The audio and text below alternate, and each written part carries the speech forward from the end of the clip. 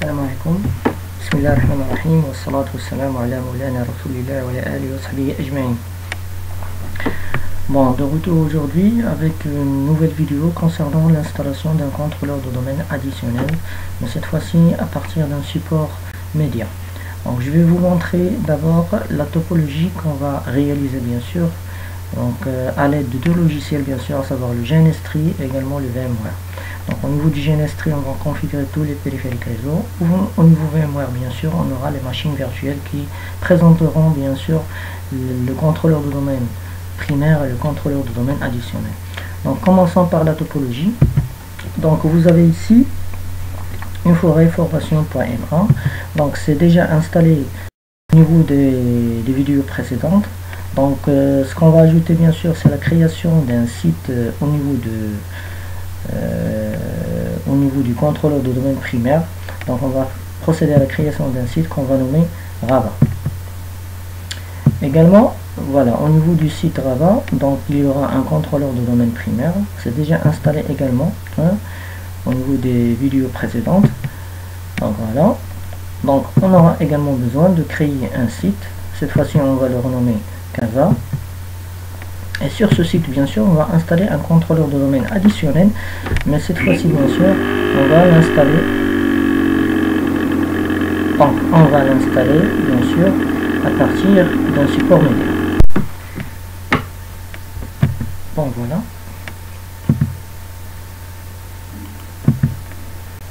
Donc ça c'est le contrôleur additionnel.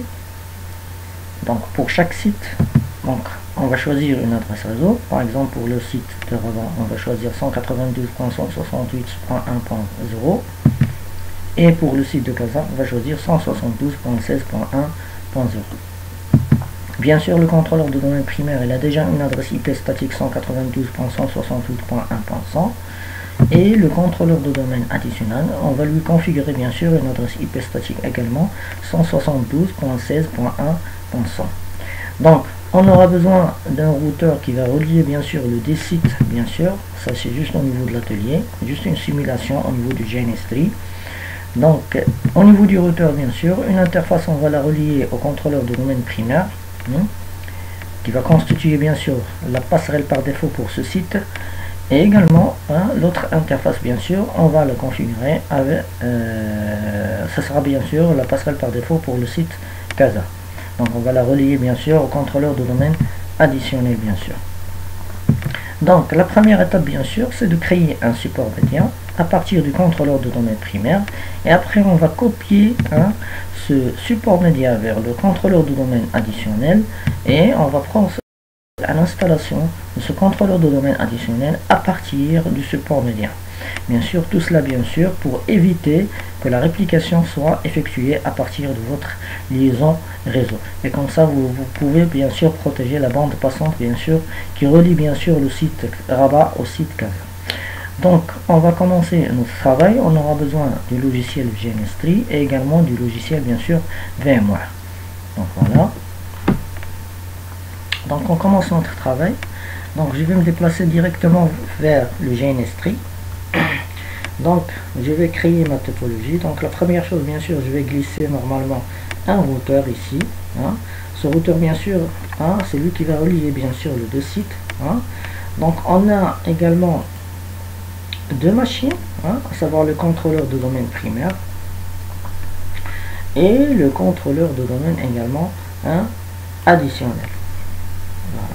Donc on va changer bien sûr le symbole. Donc comme ça sera très clair bien sûr qu'il s'agit normalement d'un serveur. Donc on va cocher ici. Et voilà, vous avez ici un serveur. Bien sûr ce serveur bien sûr, on va le renommer. Ça c'est notre contrôleur de domaine primaire. Formation. Donc .ma. Donc on clique sur OK. Voilà. Donc et ça sera bien sûr notre contrôleur de domaine additionnel. Donc on change de symbole ici.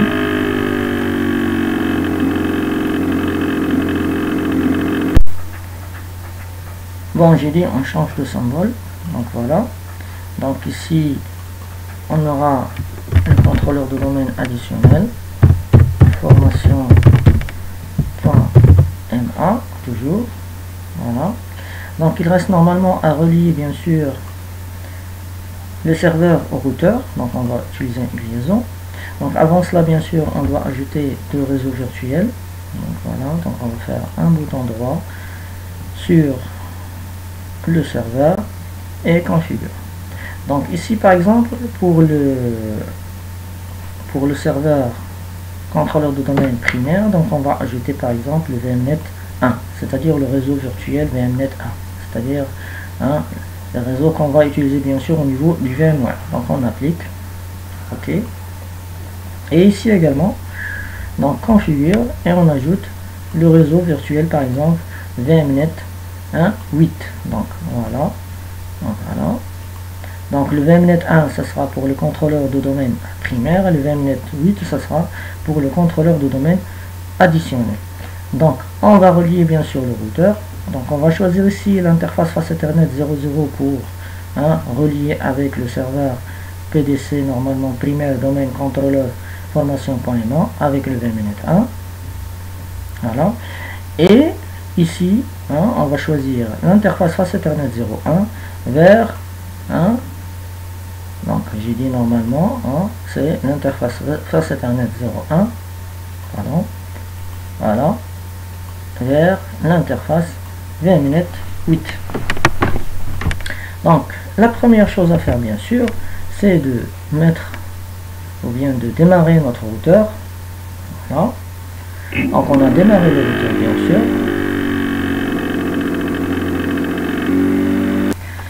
Bon, après le démarrage du routeur, on commence la configuration de ressources, c'est-à-dire on va configurer les interfaces face Ethernet 00 et face Ethernet 01 avec des adresses IP différentes bien sûr, 192.168.1.1 et 172.16.0.1.1.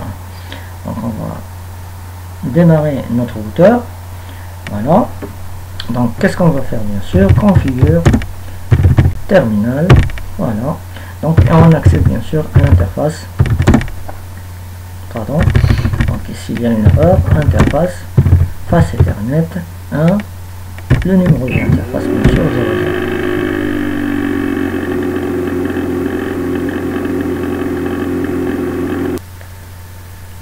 Donc après, donc on va faire IP adresse donc 192.168.1.1 le masque sous réseau 255 et 255.0 entrée et on active l'interface. Donc no shutdown bien sûr.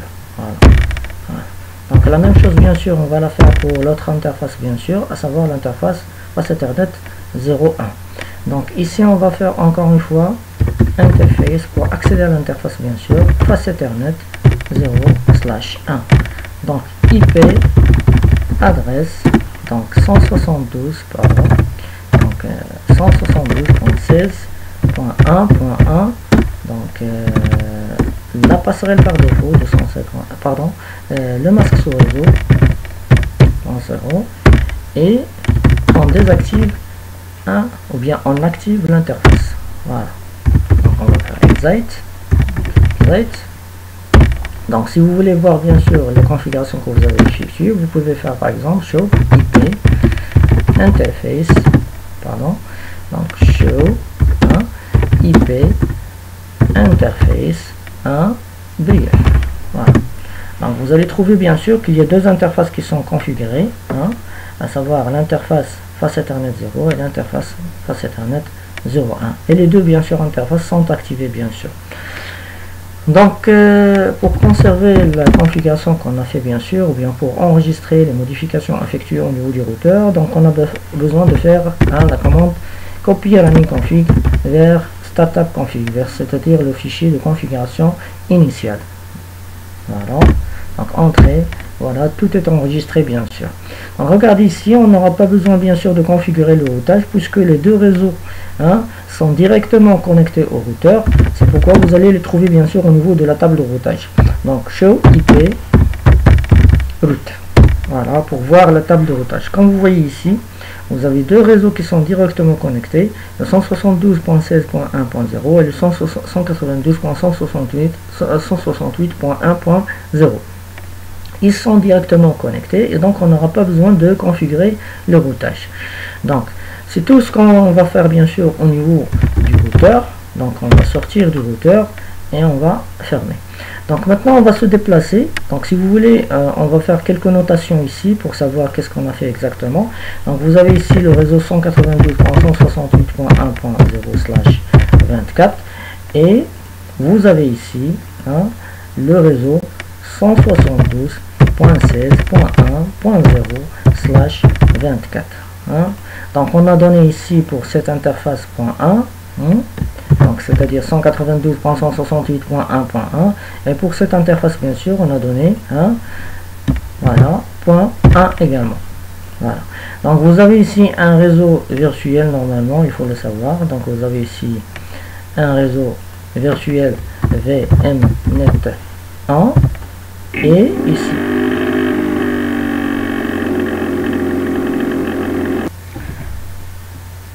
et ici bien sûr on va faire VMnet, voilà, VMnet 2. Bon.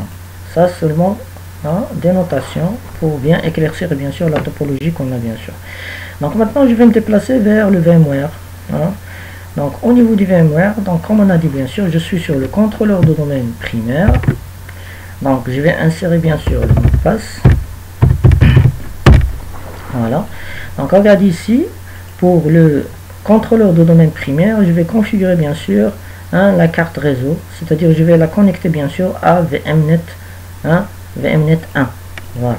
Donc on va la connecter à VMnet 1. Voilà. Ok. Voilà. Donc n'oubliez pas bien sûr au niveau du contrôleur de domaine primaire d'insérer la passerelle par défaut. Donc la passerelle par défaut pour ce serveur bien sûr, à savoir le contrôleur de domaine primaire, c'est 192.168.1.1. donc on va l'insérer ici. Voilà. Pour assurer la communication avec l'autre réseau bien sûr, avec l'autre site, à savoir le site de Casa. Donc on ferme. Voilà. Donc on va tester la communication entre ce contrôleur de domaine primaire et bien sûr le routeur qu'on a configuré sur GNS3. Donc 192.168.1.1. Quand vous voyez ici la communication, ça se passe très bien. Donc on va se déplacer vers le contrôleur de domaine additionnel. Voilà. Donc ce contrôleur de domaine bien sûr, il doit être connecté, sa carte réseau doit être connectée au deuxième réseau virtuel bien sûr, à savoir le VMnet 8. Voilà. Donc le VMnet 8. Donc ce serveur bien sûr, on doit lui donner bien sûr une adresse IP statique. Voilà, .cpa.cpl et on configure la configuration TCP/IP. Donc voilà, propriété. Donc TCP/IP version 4 et ici on va insérer bien sûr l'adresse IP. Donc 172.16.1.1.100, c'est l'adresse qu'on a choisie pour ce routeur. N'oubliez pas ici parce qu'on a /24, donc on doit faire ici 255. Donc ici vous avez la passerelle par défaut. Pour ce serveur ça sera .1.1. C'est l'autre interface bien sûr du routeur. Ici on aura besoin d'une adresse IP DNS bien sûr, du serveur DNS, à savoir celle du contrôleur de domaine primaire, parce qu'on a normalement le serveur DNS se trouve normalement au niveau du contrôleur de domaine primaire. Donc voilà, ok. On va fermer et on ferme bien sûr. On va tester encore la communication entre ce serveur. Comme vous voyez ici, c'est déjà connecté bien sûr. Donc CMD, voilà. Et on teste avec le routeur en premier lieu. Donc 172.16.1.1. Donc voilà. Donc ça se passe la communication entre le serveur additionnel, le contrôleur de domaine additionnel avec le routeur. Maintenant on va tester la communication entre ce serveur qui va servir normalement comme contrôleur de domaine additionnel avec le contrôleur de domaine primaire. C'est-à-dire je dois faire un ping vers 192.168.1.100, c'est-à-dire l'adresse IP du contrôleur de domaine primaire. Donc regardez, ça se passe très bien. Donc vous pouvez même savoir normalement le chemin parcouru par cette communication bien sûr si vous voulez, à travers la commande traceart vers 192.168.1.100 et entrer.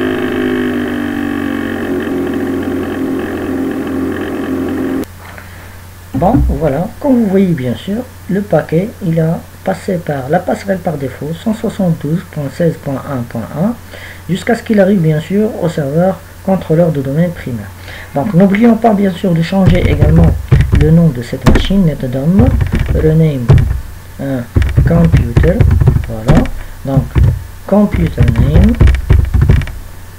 voilà, on ferme par le pourcentage ici, slash new name, 2 points, bien sûr ça c'est un contrôleur de domaine additionnel, donc on va choisir comme nom bien sûr ADC, voilà, donc on va confirmer par le O, hein, et voilà, donc on aura besoin de redémarrer bien sûr ce serveur pour qu'il prenne en considération les modifications qu'on a effectuées. Donc voilà, donc je vais arrêter la machine ou bien je vais arrêter la vidéo jusqu'à ce que la machine redémarre. Bon, voilà de retour, donc CTRL ALT supprimer, donc voilà le mot de passe et on accède à notre serveur. Donc maintenant l'étape qui suit bien sûr, qu'est-ce qu'on va faire? On va importer le support média à partir du contrôleur de domaine primaire. Donc qu'est-ce qu'on va faire bien sûr? Je me suis déplacé vers le contrôleur de domaine primaire, donc je vais lancer bien sûr la suite de commande. Donc regarde ici, on va utiliser l'utilitaire NTDS, c'est-à-dire New Technology Domain Service, normalement utile, donc c'est un utilitaire bien sûr. Voilà, ici on va activer l'instance NTDS, activate instance NTDS, voilà, donc on va l'activer. Donc maintenant on va écrire install from media ifm,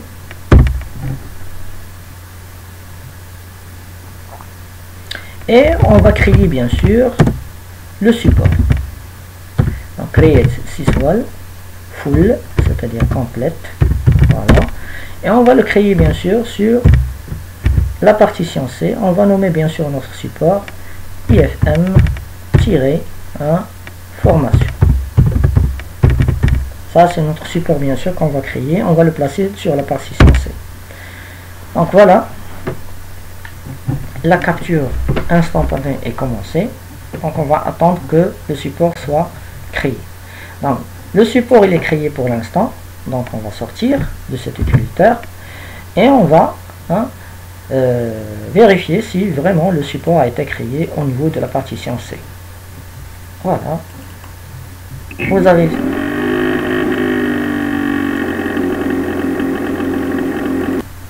bon, voilà, le support a été créé au niveau de la partition C.